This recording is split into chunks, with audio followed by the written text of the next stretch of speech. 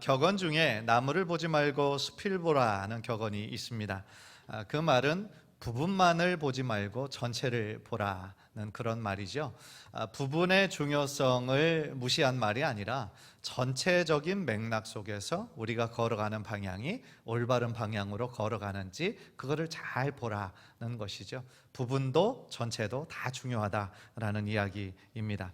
그런데 우리가 걸어가는 방향이 사실은 올바른 방향인지 아닌지 알기 위해서는 때때로는 높은 관점에서 바라봐야 그것을 우리가 알 수 있는 때가 있는 것이죠. 그냥 우리 평면적인 관점에서 볼 때는 도저히 우리들의 방향을 알지 못할 때가 있다라는 것입니다. 우리의 신앙생활도 마찬가지라는 생각이 듭니다. 우리가 그저 열심히만 믿는 것이 중요한 것이 아니라 우리의 신앙의 대상이신 하나님을 올바로 믿는 것이 중요하죠.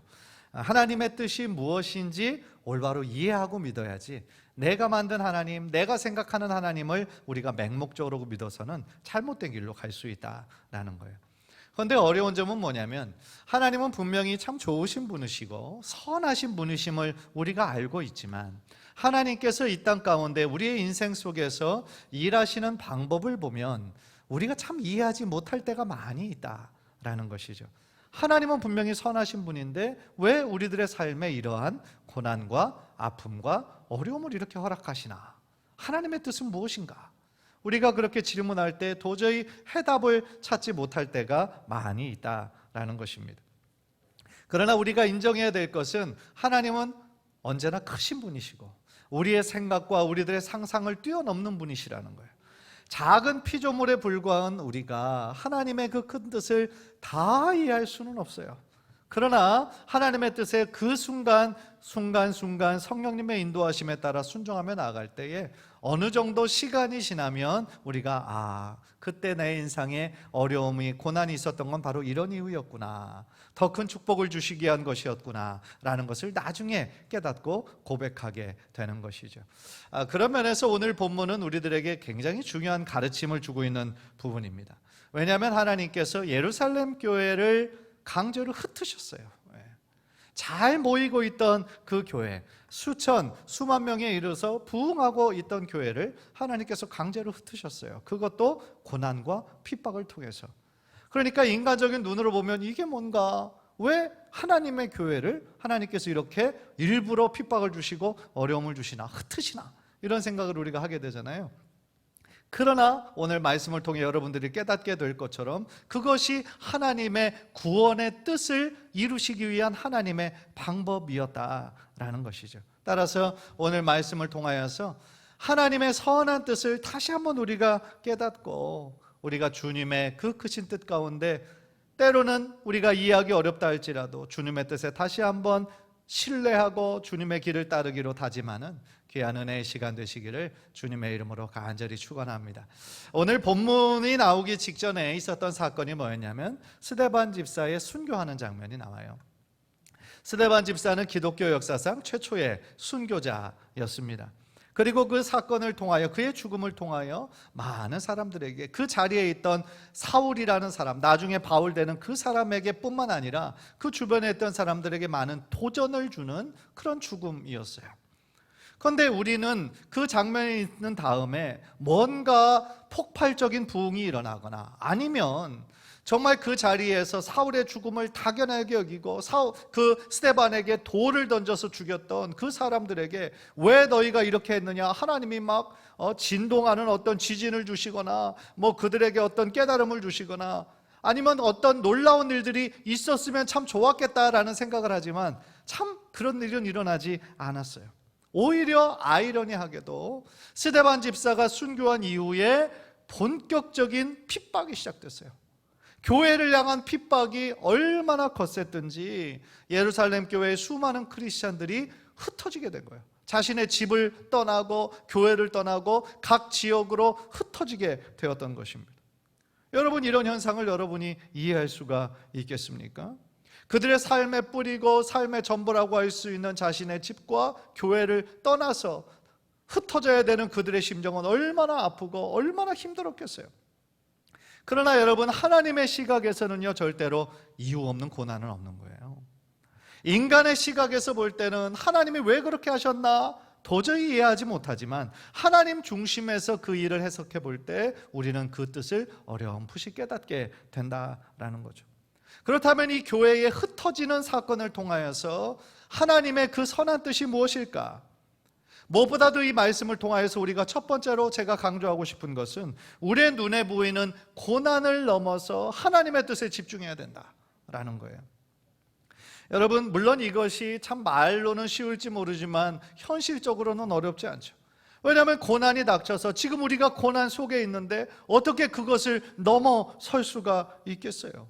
이 상황도 어떻게 해야 될지 몰라 허덕이고 있는데 어떻게 그것을 넘어설 수가 있겠어요? 그러나 그럼에도 불구하고 그 고난 속에만 함몰되지 말고 그 고난을 넘어서야 하는 이유는 그래야만 우리가 하나님의 선한 뜻을 발견할 수 있기 때문에 그런 거예요. 여러분, 오늘 본문 1절을 보십시오. 그날에 예루살렘에 있는 교회에 큰 박해가 있어 사도 외에는 다 유대와 사마리아 모든 땅으로 흩어지니라 그랬어요. 스데반이 순교하던 바로 그날입니다. 큰 박해가 있었어요. 아마도 이 박해는 로마의 박해라기보다는, 로마의 박해는 조금 더 그 이후에 본격적으로 시작이 되고요, 이때는 유대교에 의한 박해였을 가능성이 큽니다. 그래서 그 핍박으로 인해 예루살렘 교회 성도들이 다 흩어지게 되었어요.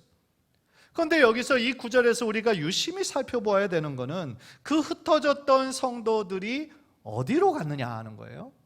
다 유대와 사마리아 모든 땅으로 흩어지니라 그랬습니다. 사마리아와 모든 땅으로 흩어졌다 그랬어요. 여러분, 혹시 사도행전 1장 8절에 예수님께서 제자들에게 하셨던 그 유언과 같은 말씀을 기억하십니까? 사도행전 1장 8절에 주님께서 이렇게 말씀하셨거든요. 우리 한번 다 함께 읽읍시다. 시작. 오직 성령이 너희에게 임하시면 너희가 권능을 받고 예루살렘과 온 유대와 사마리아와 땅끝까지 이르러 내 증인이 되리라 하시니라. 아멘. 아마도 예루살렘 교회를 이루고 있던 많은 성도들이 이 예수님의 말씀을 기억하고 있었을 거예요. 왜냐하면 굉장히 중요한 말씀이니까. 이 말씀 그대로 성령이 그들에게 임했습니다. 권능을 받았습니다. 겁쟁이였던 예수님의 제자들이 다 부활의 증인이 되었습니다.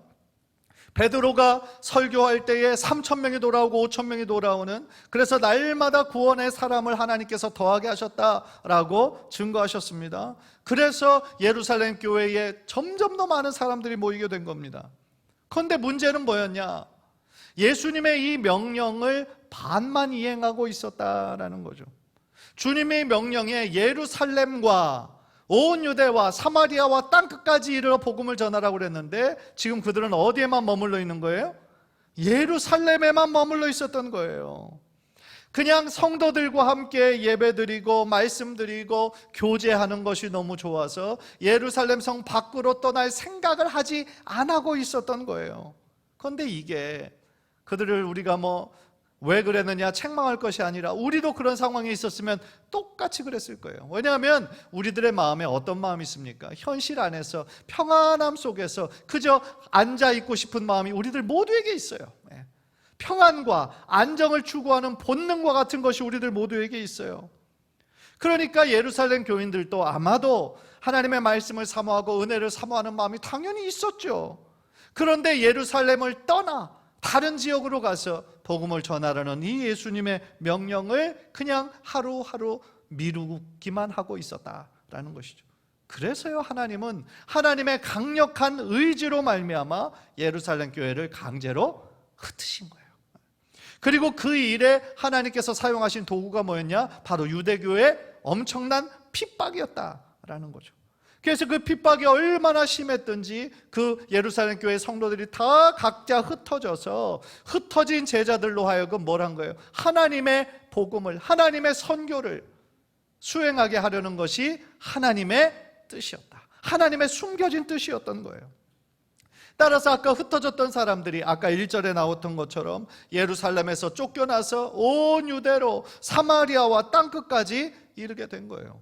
그래서요, 결국 이것은 궁극적으로 무엇을 이뤘습니까? 예수님의 복음이 확장되는 놀라운 선교의 열매가 나타나기 시작했다라는 것이죠. 여러분 4절을 보세요. 4절. 그 흩어진 사람들이 두루 다니며 복음의 말씀을 전할세 그랬어요. 11장 19절 말씀을 보세요. 11장 19절. 그때의 스데반의 일로 일어난 환란으로 말미암아 흩어진 자들이 베니게와 구브로와 안디옥까지 이르러 유대인에게만 말씀을 전했다라고 했어요. 흩어진 사람들이 지금 뭘 했습니까? 슬퍼하고 탄식만 하고 있었나요? 아니에요. 그 지역에서 두루두루 다니면서 주님의 복음, 주님의 말씀을 전한 거예요. 다른 성도들과 함께 그냥 그 자리에 주저앉아서 왜 이런 고난과 핍박으로 인해 우리 믿는 자들을 다 흩으셨습니까? 슬퍼하고 낙심만 하고 있었다면 하나님의 선한 뜻을 깨닫지 못했을 거예요. 그들은 비록 고난과 핍박으로 예루살렘에서 흩어진 것이 너무 슬프고 안타까웠지만 그 핍박을 통해 기도하면서 뭘 깨달은 거예요? 하나님의 감춰져 있는 뜻을 깨달은 거예요. 그리고 예수님이 그 승천하시기 전에 제자들에게 명령하셨던 그 명령을 다시 한번 마음에 깊이 깨닫게 되었다라는 것이죠. 이 말씀은요, 오늘날 우리 모든 교회에게 굉장히 강한 음성으로 들려주시는 말씀이에요. 왜냐하면 교회의 참 사명이 무엇인가, 그거에 대해서 우리에게 가르쳐주고 있잖아요. 교회의 참된 사명은요, 예배하고 성경 공부하고 교제하는 것이 다가 아니다라는 거예요. 그게 다가 아니에요. 그건 교회의 사명 중에 절반에 불과한 거예요. 교회는 모이기에 힘쓸 뿐만 아니라 또한 흩어지는 교회가 되어야 된다라는 거예요. 여러분, 이 말을 오해하지 마십시오. 교회는요, 어떤 곳입니까? 교회라는 에클레시아라는 말이 세상으로부터 부름받은 자들의 모임이다 그랬어요. 교회는 건물이 아니다. 교회는 주의 이름으로 모인 사람들의 모임이다 그랬어요. 그래서 우리 자신이 다 교회다. 왜? 우리 한 사람 한 사람 안에 성령님이 거하시는 성전이 바로 우리들이기 때문에 우리가 주님의 움직이는 교회다. 제가 그렇게 말씀을 드렸잖아요.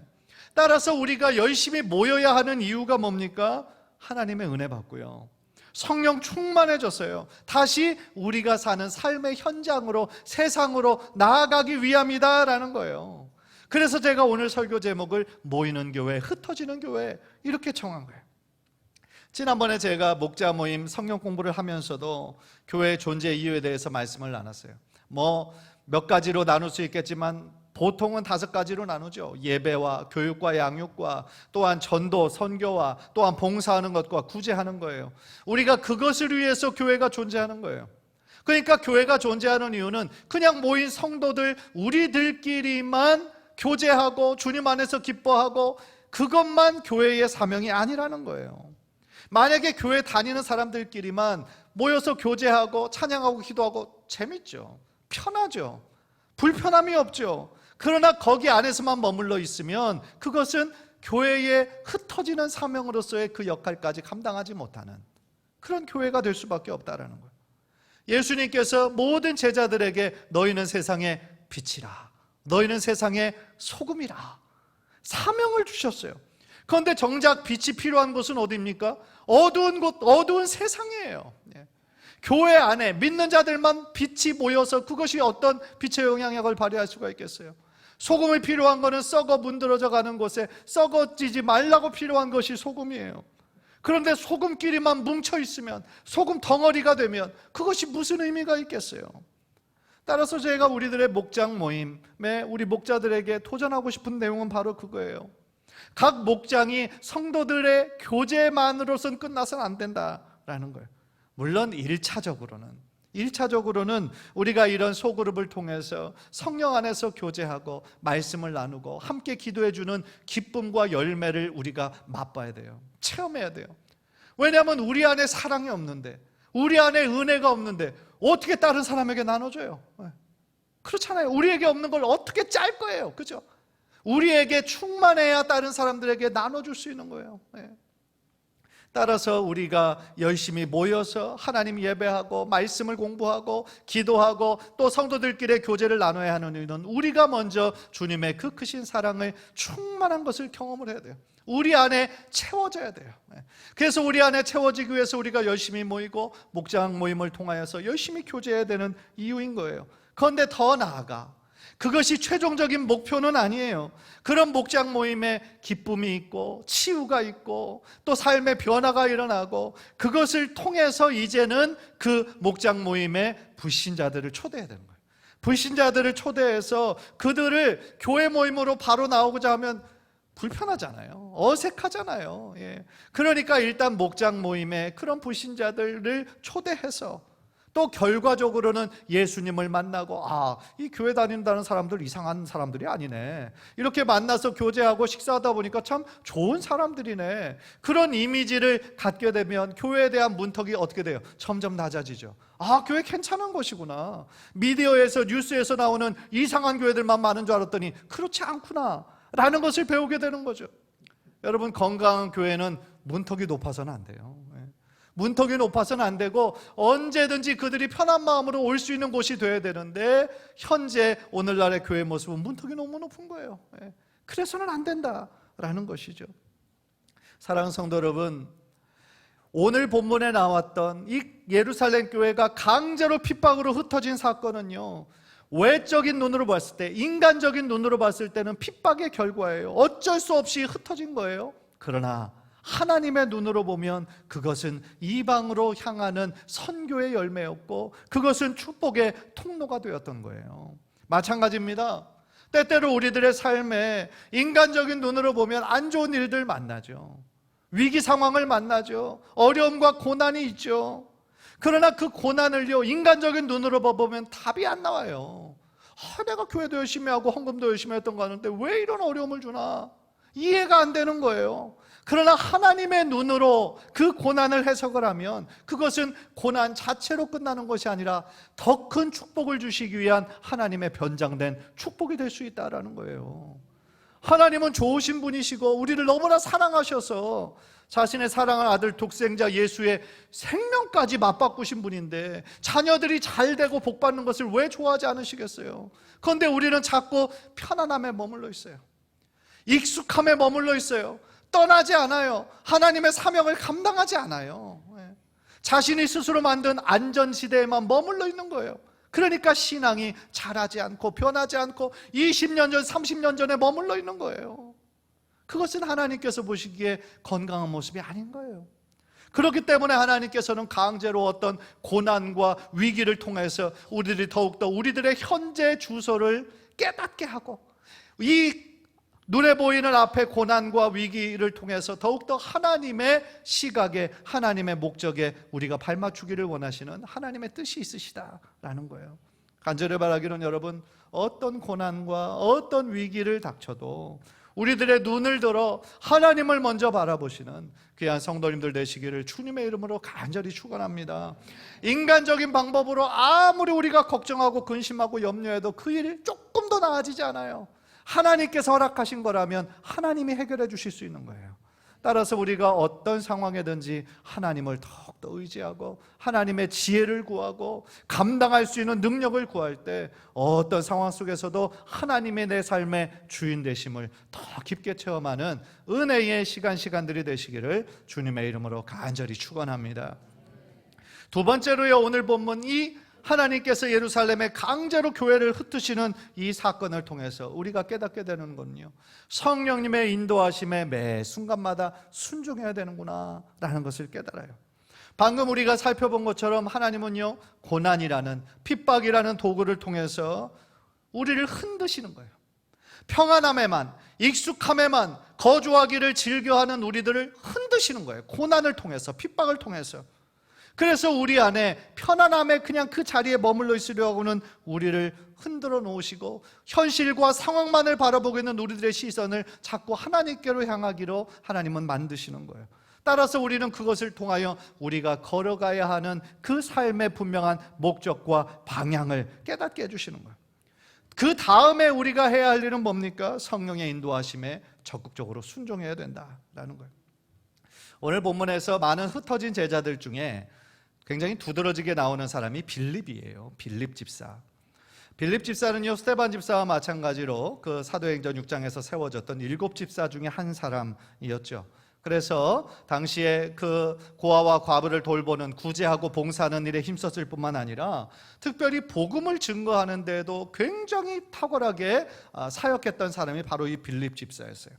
그래서 바울은요, 이 빌립 집사를 이름 불러서 전도자다, 전도자 빌립이다, 그렇게 불렀어요. 전도자 빌립은요, 마치 나중에 정말 사역 열심히 하는 그 사도 바울과 같은 그런 뜨거운 개척 정신이 있었던 것 같아요. 그래서 그는요, 성령님의 그 민감한 그 음성에 따라 믿음으로 결단하며 순종하는 사람이었던 거죠. 그래서 5절을 보니까 이런 말씀이 있어요. 빌립이 사마리아 성에 내려가 그리스도를 백성에게 전파하니 그랬어요. 그런데 이 전후 문맥을 봐도 하나님께서 빌립에게 너 사마리아 가서 복음을 전하라 명령하셨다든가 그런 구절들이 없어요.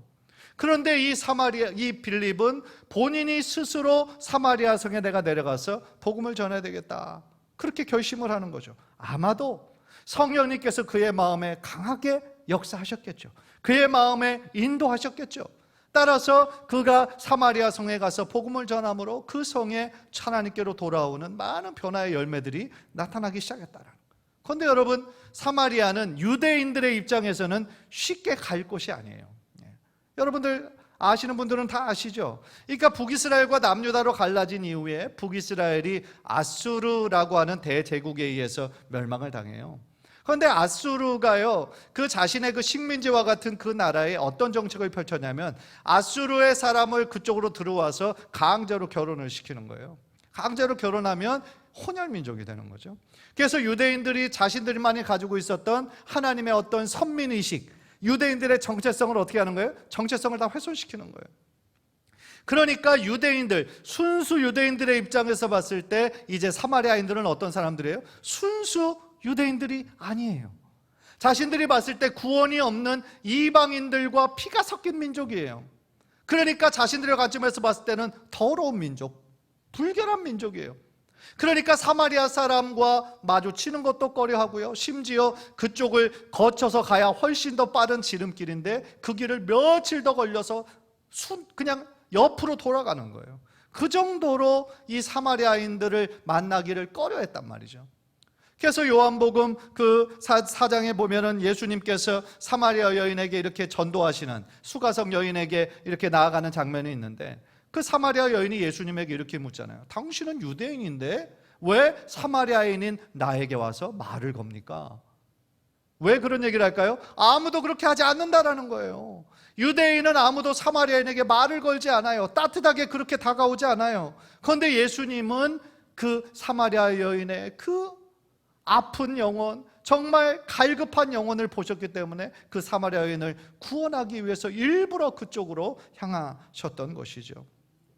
따라서요, 이 빌립은 다른 유대인들 다 꺼려하는 그 사마리아 지역에 가서 복음을 전했어요. 왜냐하면 사마리아에 있는 사람들도 역시 하나님의 은혜가 필요한 사람들이었기 때문에 그렇다라는 거죠. 그래서 8절을 보니까 그 성에 큰 기쁨이 있었다 그랬어요. 주님께서 주시는 사역이었고 그 성령님의 부르심에 순종했기 때문에 그 빌립의 사역 가운데 큰 열매가 맺혔다라는 것이죠. 또한 이 빌립에게는요, 사실은 개척자적인 그러한 마인드도 있었던 것 같아요. 왜냐하면 사마리아 지역뿐만 아니라 또 뒷부분 보면, 사도행전 뒷부분을 보면 에디오피아 네시, 굉장히 높은 지위에 있는 마치 재정부 장관 같은 에디오파의 네시에게도 복음을 전하고 또 그가 그에게 세례를 베푸는 장면도 나오죠. 그러니까 이 빌립은 순간순간 성령님의 인도하심에 순종하였기 때문에 그냥 정통 유대인들의 입장에서 봤을 때는 꺼리게 되는 다른 민족, 이방인들에게도 거침없이 나아가 하나님의 복음을 전하는 그런 사람이었다라는 거죠. 생각해 보면은요, 하나님께서 우리 기질을 가장 잘 아세요. 왜냐하면 하나님께서 우리를 창조하신 분이시잖아요. 우리들의 고유한 그런 기질들이 다 있어요. 어떤 사람은 바울처럼 어떤 정말 처음 가보는 곳, 처음 만나는 사람들에게도 거침없이 나아가서 이렇게 사역을 할 수 있는 그런 기질도 있고요. 또 어떤 사람들에게는 디모데와 같은, 바나바와 같은, 그래서 다른 사람들이 이미 복음을 전해서 세워진 그 교회를 아름답게 세워나가는 그 일에 익숙한 사람들도 있는 거죠. 우리 교회도 그렇죠. 어떤 사업을 할 때 아주 그냥 처음 하는 사역이지만 구체적으로 그 사업을 잘 일으키시는 분들도 있고, 또 어떤 분들은 누가 딱 해놓은 거를 또 그거를 잘 개발시키는 분들도 있고 그렇다라는 것이죠. 그래서 어떤 성격이 하나님께서 더 잘 사용하시나 그런 건 없어요. 하나님께서 보시기에는 이런 사람 저런 사람 다 필요한 거예요. 따라서 우리들에게 그러한 고유한 성품과 기질을 허락하신 것도 하나님이시기 때문에 우리는 그분의 뜻대로 쓰시고자 하실 때 우리들의 마음의 그릇을 깨끗하게 준비해서, 주님, 내가 가진 것은 참 부족하고 참 연약하지만 주님께서 쓰시고자 하시면 쓰시옵소서, 이렇게 주님께 순종하며 나아가는 사람을 하나님께서는 가장 기뻐하신다라는 것이죠. 생각하면 생각할수록 우리 하나님의 역사는 참 세밀하시고요, 정확하신 거예요. 우리 하나님은 우리의 모든 것을 다 아시고 주님의 선한 일에 우리를 사용하시기를 기뻐하시는 분이시다라는 거예요. 따라서 바울도 내가 약할 때 하나님의 강함이 된다 그랬어요. 꼭 하나님은 지혜 있는 사람들, 돈 많은 사람들, 건강한 사람들만 쓰실 것 같잖아요. 그런데 아니라는 거예요. 하나님께서는 오히려 연약한 자, 못 배운 자, 가난한 자들을 하나님께서 들어서 스스로 강하다고, 스스로 지혜 있다고, 스스로 부자라고 생각하는 사람들을 부끄럽게 하시는 거예요. 하나님의 영광을 드러내시는 거예요. 따라서 우리가 모든 상황 속에 있든지 나보다 나를 더 잘하시는 하나님을 신뢰하며 나아갈 때 우리들의 삶에 하나님께 동행하는 축복의 역사가 늘 있게 될 줄 믿습니다. 그래서 이 모든 일들을 통해서요, 사도행전이 계속하여 증언하고 있는 것은 뭐냐면, 사도행전, 어떻게 보면 사도들이 주인공인 것 같지만, 사도들이 복음을 전하고 각 지역에 교회가 세워지는 것 같지만, 사실은 사도행전이 아니라 성령행전인 거예요. 성령님께서 강권적으로 역사하셨고 사도들의 마음에, 제자들의 마음에 역사하시기 때문에 성령행전을 계속하며 쓰신 것이 바로 사도행전이다라는 것이죠. 사랑하는 성도 여러분, 우리 성도님들은 성령님의 인도하심에 순종하고 계세요? 성령님께서 여러분들의 삶을 인도하신다는 그 사실을 여러분들은 믿으십니까? 여러분, 순종하는 삶이란 건 거창한 것이 아니에요. 뭔가 큰 간증만 있어야 되는 것이 성령님의 인도하심이 아니에요. 우리가 있는 현재의 삶의 자리에서 순간순간 하나님이시라면, 예수님이라면 어떻게 하셨을까? 그거를 생각하고 기도하면서 하나님의 뜻을 구하는 삶, 그리고 그것을 깨달았다면 나의 작은 순종이라도 하나님의 뜻에 순종하는 거, 그게 바로 성령님의 인도하심을 따라가는 삶인 거예요. 바쁜 일상 속에서 얼마나 바빠요, 그죠? 아침 시간 또 얼마나 바빠요. 바쁜 일상 속에서 우리가 시간을 내서 하나님의 말씀 한 구절이라도 읽고 5분이라도 기도하고, 그러한 삶을 매일매일 지속하기 위해서는 뭐가 필요한 거예요? 성령님의 순종하는 결단이 필요한 거예요. 아무나 할 수 없는 거예요. 선교하는 일에 동참하기 위해서 지금 70 넘으셔서 굳이 일을 안 하셔도 되는데 폐지를 주어가면서 하루에 몇 시간씩 자신의 시간과 자신의 모든 것들을 들여서 하나님께 선교 헌금하는 우리 성도님들 계세요. 얼마나 귀한 거예요. 누가 해라고 해서 하는 것도 아니고 강요도 아니고 그저 성령님이 감동을 주셔서, 내 하는 이 일을 통하여서 선교하는 일에 쓰임받았으면 좋겠다, 하나님의 감동을 주셔서 그렇게 하시는, 순종하시는 그런 분들도 계세요. 믿지 않는 남편, 믿음이 너무너무 작고 연약한 남편을 교회로 조금이라도 좀 인도하시기 위해서 그냥 부부관계 속에서 화날 만한 상황이지만 꼭 참고 사랑과 인내로 그 남편을 섬기는 거, 그것도 성령님의 역사에 순종하는 거예요. 거창한 게 아니에요. 여러분은 여러분의 삶 가운데 이 성령 행전에 어떻게 쓰이고 계십니까? 감히 나 같은 사람이 어떻게 그렇게 생각하면 안 된다라는 거죠. 우리 안에 우리가 예수 그리스도를 나의 구원자로 믿고 고백하는 그 순간부터 성령님께서 여러분들의 마음에 내주하셔서 여러분의 삶과 동행하신다는 사실을 믿으시기를 바랍니다.